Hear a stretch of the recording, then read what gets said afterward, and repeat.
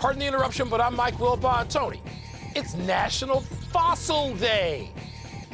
I'm Tony Kornheiser. Shout out to UB Brown.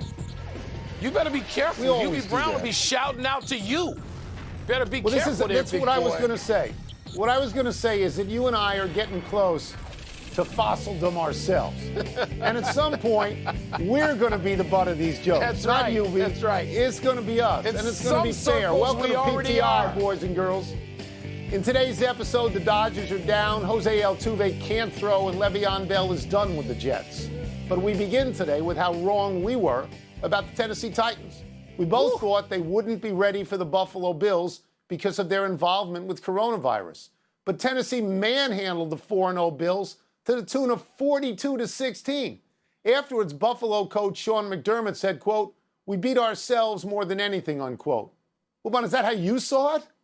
Well, Tony, Buffalo made a bunch of stupid mistakes and penalties, and we saw a dropped pass that should have been caught turn into an interception. I mean, they did a lot of dumb stuff. They looked like they didn't practice, like they had a week where they were trying to figure out and concentrate on ridding themselves of the coronavirus and its effects, as opposed to Tennessee, which actually had that. And, Tony, there seems to be, maybe there's a simplicity to the way Tennessee plays, the way the Titans play, that just maybe you don't have to have timing, and maybe you don't have to have as many practices, or maybe you can concentrate on things that are within your control. But I know when I was watching this last night, it was too late to call you, but I was pretty stunned by the way that game went. Yeah, so what Tennessee did was they went 6 for 6 in the red zone. And if anybody looks at this game and says they saw it a different way, they need to go to an eye surgeon immediately. 6 for 6 in the red zone. If you get opportunities and you cash those opportunities in, you're a good football team. They had 13 guys with the coronavirus. They had 8 regulars who did not play last night. Yeah. Yeah. Imagine how good they'll be when they're healthy. All right, there's a bunch of things that have to be said about Tennessee, and the first one is this. They're going to use this as fuel all year long in the way the Marlins and the Cardinals used it in baseball. They've already said publicly, a lot of people doubted us. A lot of people said we made mistakes. A lot of people. And that's going to be fuel. And the second thing I think has to be said, Mike, is that Mike Vrabel is the best pup out of Bill Belichick of all, and it's not even close. Yeah. This team last year beat Baltimore in the playoffs, and people thought it was a fluke. And then they lost in the AFC Championship game to Kansas City. I don't think it's a fluke. I think the problem in Miami with Tannehill was coaching, not Tannehill. I think Tannehill and Derrick Henry are a pretty good 1-2 shot. This is a really good team now, Mike. They're good. Well, Tony, it's the 1-2 shot that's important here, and it's kind of old-fashioned. I mean, I think the opposing defenses still think of Henry as the guy they have to fear. And then Tannehill can just sort of operate in the shadows, which is a very old football construct. That's not something we've thought of in the last, 20 years. Even when it was a great running back like Emmitt Smith, you still didn't think that Troy Aikman was operating in the shadows, because he wasn't. But there's something about that with Tannehill. And Derrick Henry, on a night where he doesn't have a whole lot of yards, still makes some plays where it just looks like people are physically afraid of him, Tony. But I will give you all that about Tennessee. But, Tony, Buffalo, that's an effort they ought to be, embarrassed by, given that they were undefeated and they had something to play for, and maybe they underestimated the opposition like we did and thought they were preoccupied with something that they were not. Let's move to baseball, where the Dodgers are in the hole, 0-2. Freddie Freeman started the scoring last night with a home run as the Braves sprinted out to a 7-0 lead, then held on to win 8-7. The Dodgers hadn't lost back-to-back games in a month. They're throwing Julio Urias against the Braves' Kyle Wright tonight. Tony, are you still confident that the Dodgers, who you have said repeatedly are the best team in baseball, can actually come back? I have said that about the Dodgers. I believe that about the Dodgers. But if you use the word confident, no, I can't say I'm confident at this point. Freddie Freeman goes up there at the beginning of games and blasts one out. And suddenly the Braves are always leading. Dodgers are playing catch-up, if they can play catch-up at all. They scored a bunch of runs last night late, but they didn't win the game. They're down 2-0 at this point. If you ask me if I'm confident, I'm going to tell you something that really impressed me last night from John Smoltz, who's terrific on TV. Before the Dodgers had even scored, and they were way down. John Smoltz said this: they may not win this game, but if they can start scoring some runs, they may have some confidence for the next bunch of games, which may be exactly the way it's going to happen. And I'll give Smoltz all the credit for that. I am not personally confident, no. Yeah, Tony, I was busy yesterday out in the vast expanse behind me. You know what I was doing. And I walked into a place with lots of TVs, and it was 7-0. And I just said, all right, let's get the other games on. There's football on, there's baseball other than this on, and let's just get away from this, because this is nothing. And then I had to turn back, and I watched the comeback, and I was sort of, I must admit, I was rooting for the Dodgers just to even up. I don't have a team, a horse in this race for the series. I wanted a close game and a close series. But, Tony, sometimes I play the game, if I was still a sports writer and I was in that locker room, what would I be asking? And I would want to ask guys who tell the truth. And I might want to ask them on background. They might not want to say it on the record, but I want to know, do you feel that any part of this comeback will actually help you tomorrow, moving forward? Yeah. And I don't know what the answer will be, because, Tony, you know we go to certain guys in the locker room for truth. You go to some guys because they want to be show ponies on TV and radio and sound bites and in their podcasts. And then some guys are going to say to you what they believe. And I don't know what the Dodgers believe in their souls about those 7 runs and getting really close and having a chance to tie and win that game. That's why, I would use the word hopeful instead of confident. The Dodgers will have Kershaw maybe to pitch once, but the Braves are going to have Fried and Anderson to pitch again. And Anderson goes out there, pitches 4 or 5 innings, and never gives up a run. The Braves haven't lost at all. They haven't lost at all in the playoffs. So obviously the Dodgers have to win. They got to win 4 out of 5. It's going to be hard to do. But yes, I do still think they're the best team. But I don't know that means they'll win the series. In the other baseball series, Jose Altuve continued his throwing misery. He had a bad bounce throw to second base on a double play ball, and Tampa ended up with 5 runs that inning. Houston lost 5-2 to go down 3-0 in that series. Wilbon, we all know Houston cheated. Many people say now this is karma. Do you have any sympathy for Altuve and the Astros? Tony, I don't know about Altuve personally, because I don't have a sense of him and who he is and what he stands for and what kind of guy he is. I don't have a sense of Altuve. And to get my empathy, usually, I got to know something about you. But I will say this. Watching that game and watching those catches that the Tampa Bay outfielders made, Tony, and that they've made for 3 games now, I do believe it's karma. I do, and I don't even know that generally speaking I believe in karma. But I mean, some of the rockets hit and some of the bloop balls that should fall in and don't fall in because guys catch them off the top blades of the grass. I just sit there going, oh my God, the Astros are getting exactly what they deserve here. And I must say, Tony, I root for Dusty Baker. So I want Dusty Baker to be separate and apart from that, but he can't be.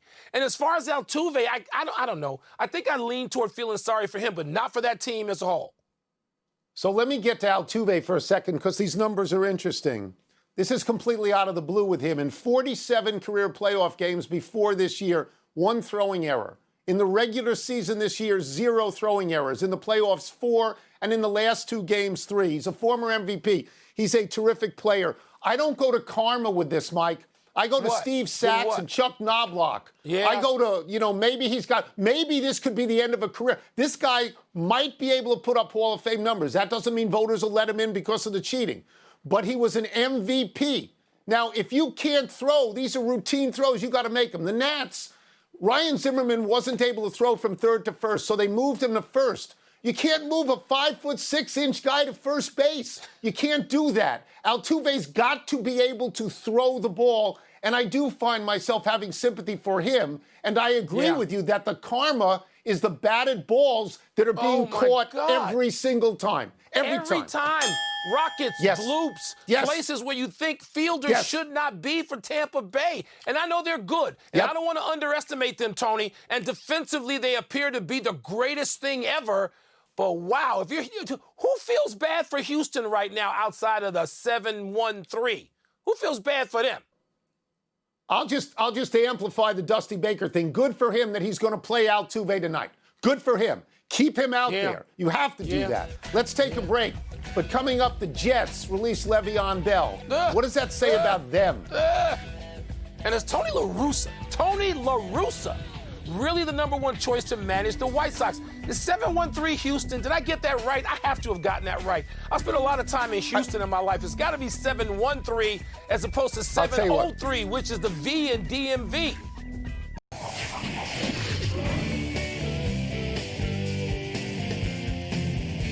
Time to get verbally charismatic in my attic for What's the Word? Word up. What's first? The Jets are blank for releasing Le'Veon Bell. Comical. I mean, with the Jets, there's only two reactions.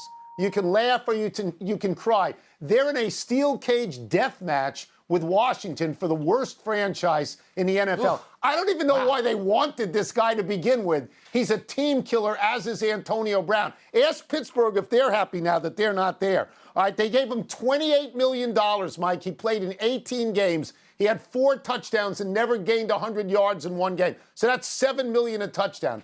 They released him apparently because he went on Twitter and complained about the way he was used. What are we doing here? He stinks at this point. Sam Darnold isn't any good. Adam Gase isn't any good. The Jets are 0-5. They are a clown show, bro. And the great irony here is they are owned by the heirs of Johnson & Johnson, and there's not a bandage big enough to help the New York Jets. Thank you for segueing into my word. They're clownish. That's what they are. It's a clown show, bruh. It's a clown show every time, Tony, at every turn. Signing him because of who they are was clownishly stupid. Trying to trade him and just sort of having it public and nobody wanting him, that's clownish. The coaching of him was clownish. The releasing of him is clownish. The executive level of the New York Jets, you know how it used to be, if you wanted to pick a franchise that sort of expressed how just sorry everything was, it used to be the Clippers. For like 25, 30 years, it was the Clippers. Now, Tony, it's the Jets, because I think they're a rung lower than the Washington Football Club, if that's possible. Let me tell you who's laughing right now. Mike Tomlin's laughing right now. Next. Yeah, he should be. It's blank that Tony La Russa is reportedly the White Sox #1 choice to manage the team. It's nostalgic. This is a Bob Nightingale story in USA Today that La Russa might go back to where he started. It was in 1979, as you well know, Mike.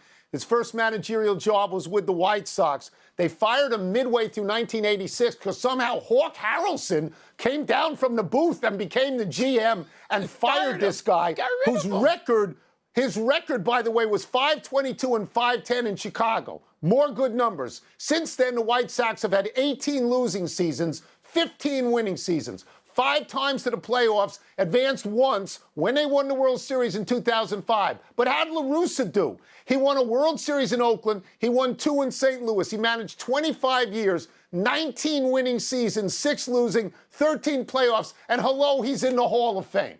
So, I mean, if Tony La Russa feels adequate to manage, that's a good place for him to go back. Well, Tony, if it is, I don't know about this. Look, this is about Jerry Reinsdorf.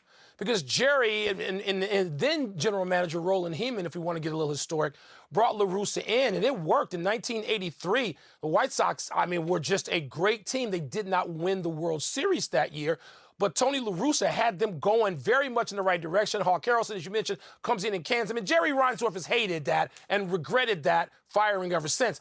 Tony, this is Mackian, as in Connie Mack, who was born in 1862 and was still managing in like the late 40s and early 50s. And for those are the war years. And for you millennials out there, since it happened, and there was no Instagram then, you might want to Google the Civil War. No, not the Vietnam War, not World War II, not World War I, not the Spanish-American War. The Civil War, Connie Mack was born. Tony, how about if La Russa has on like a suit and a hat? Like an ode to Connie Mack. Look, maybe it will work. If you're a White Sox fan, you are very fond. They're still wearing those uniforms. On Sunday afternoon games at home, at least, they wear those uniforms, those Tony La Russa era uniforms. It's a very nostalgic time. You're right, nostalgic. La Russa still looks great, by the way. That's it. Eat your words, Wilbon. Let's take one last break, but still to come, our ode to Derrick Henry's stiff arm of your boy Josh Norman. And would Stan Van Gundy be the right coach for the Pelicans? How about that? Well, what happened to Houston? He's not in the Houston deal anymore? He's not in That would be Jeff Van Gundy. This just in, Tony. Oh. There are 2 Van Gundys. Actually, That's right. more than that. But those 2 have sort of, distinguished themselves in the NBA. They're both good on television. Happy time, people. Happy 26th birthday, Jared Goff.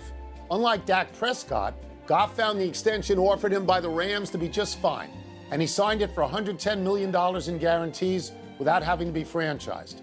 Goff was the overall #1 pick by the Rams out of Cal in 2016, but he bumbled under defensive guy Jeff Fisher. When offensive guy Sean McVay took over, Goff thrived. He was in the Super Bowl in 2018. The Rams were 13-3, and Goff had 32 touchdown passes and 12 interceptions, completed 65% of his passes. Both Goff and the team regressed last season. His touchdowns went down to 22, his interceptions up to 18, his completion percentage and yards were off, and the team was 9-7. So far this season, the Rams are 4-1. Goff's completing 71% of his passes, 8 touchdowns, 3 picks. The yellow caution light is on, though, because all 4 of those victories are against the putrid NFC East, where no team is even at 500, let alone above it. Tony, it's hard to have a great season. Jared Goff had a great season, but it's harder even to sustain that and have multiple great seasons. Because if you do and you sustain it even for a decent length of time, it sends you on a trajectory to Canton. I started watching Goff in person at Cal in the Northwestern Cal game, and we actually intercepted Goff in an important stretch of the game to beat him in Cal at Cal. I've been watching him and rooting for him since then, and I hope he can sustain it. Happy anniversary, Francisco Cabrera. On this day 28 years ago, the Braves reserve catcher had a 2-out, 2-run, pinch hit, walk-off knock in the 9th inning of Game 7 of the NLCS to send Atlanta to the World Series instead of Pittsburgh. Cabrera hit a line drive off Stan Belinda on a 2-1 pitch that first scored David Justice with a tying run and next scored the agonizingly slow-footed Sid Bream with the winning run, sliding classically ahead of the throw from left fielder Barry Bonds to win the pennant. Amazingly, Cabrera had batted only 10 times all season, so Bobby Cox must have felt something. This was the end of the Pirates' 3-year run as division champs as Bonds left for San Francisco. The Pirates did not have another winning season for 20 years.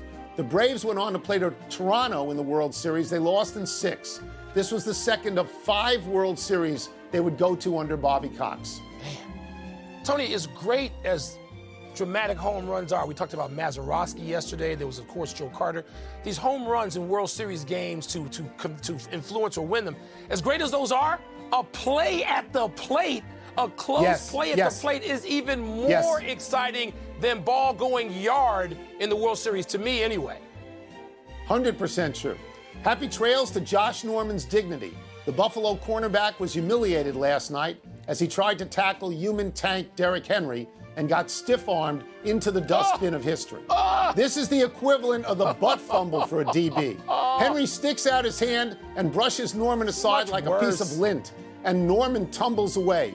Not only did the Tennessee players on the sideline begin to taunt Norman, you can hear the TV announcers laughing.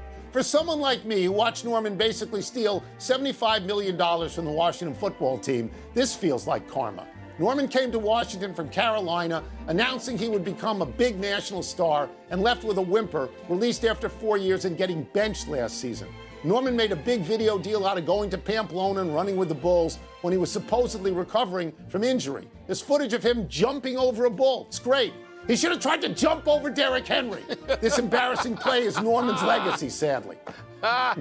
Tony, as much as I sort of used to laugh about these things, and I'll still laugh about things involving Josh Henry, it's like Phillip Rivers. On the field, they seem to be such, Josh Norman, they seem to be such jerks. But, Tony, there's a lot of evidence that says these guys are stand-up men off the field, and if you go into communities in which they live and operate, people have incredible testimonies about them and what they stand for, and they stand up. So I don't know how I should feel about Josh Norman anymore. Quick omission, the Pro Bowl was canceled. Saturday's LSU-Florida game has been postponed due to Florida's virus outbreak. Very quick to the big finish. Let's do it. Stan Van Gundy met with the Pelicans on Tuesday. Good fit? I think he'd be a great fit for Zion particularly. Yes, I'm rooting for that. Hal Steinbrenner apologized to Yankees fans for not coming close to the World Series. Is that necessary? No, they got beat by a better team. They really did. The Athletic reports that the NBA is targeting January 18th to start next season. Does that make sense? If that's the over-under for the season starting, I'll take like 6 weeks beyond that, Tony, if that's the over-under. The Saints are reportedly talking to LSU about playing in Baton Rouge if New Orleans won't let fans in the Superdome. Your thoughts? The answer to all your questions is money. This is about concessions. This is about money. College football tonight, Coastal Carolina, number 21, Louisiana. Who you got, the Chanticleers or the Raging Cajuns? It's about politics. I got baseball on 2 screens, big fella. Out of time. Try and do better the next time. I'm Tony Kornheiser. I'm Mike Wilbon. Same time tomorrow, Knuckleheads. You can get the podcast on the app or Apple Podcasts. Good night, Cannon.